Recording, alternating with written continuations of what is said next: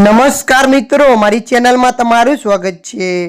મિત્રો, સુરત જિલ્લાના કામરેજ તાલુકાના વાવ ગામે સણમ રેસીડેન્સીની સાઈડ ઉપર માતા 1 વર્ષની બાળકીને નજીકમાં જમીન ઉપર સુડાવી રસોઈ બનાવતી હતી। તે સમયે કૂતરું આવીને બાળકીને મોંમાં ઉચકીને ભાગ્યું હતું।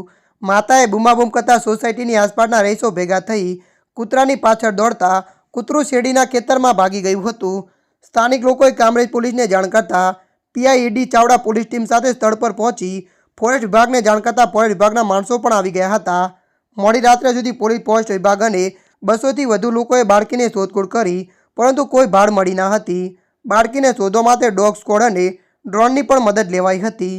મળતી માહિતી અનુસાર વધુ જણાવી દઈએ કે વાવ ગામે સરણમ રેસીડેન્સની સાઈડમાં બાંધકામ ચાલે છે, જ્યાં 7 દિવસ અગાઉ અજ્જુભાઈ બહાદુરભાઈની પત્ની અને 1 વર્ષની બાળકી માયા સાથે કામ ઉપર આવ્યા હતા અને બાંધકામ સાઈડ ઉપર જ ઝૂંપડું બનાવી રહે છે।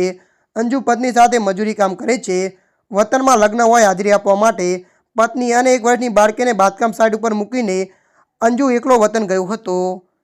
ત્યારે મિત્રો, હાલ માટે આટલું। મળીશું નવી અપડેટ સાથે। જો તમને અમારો વિડીયો પસંદ આવે, લાઇક, શેર અને સબસ્ક્રાઈબ કરી નાખજો। ધન્યવાદ।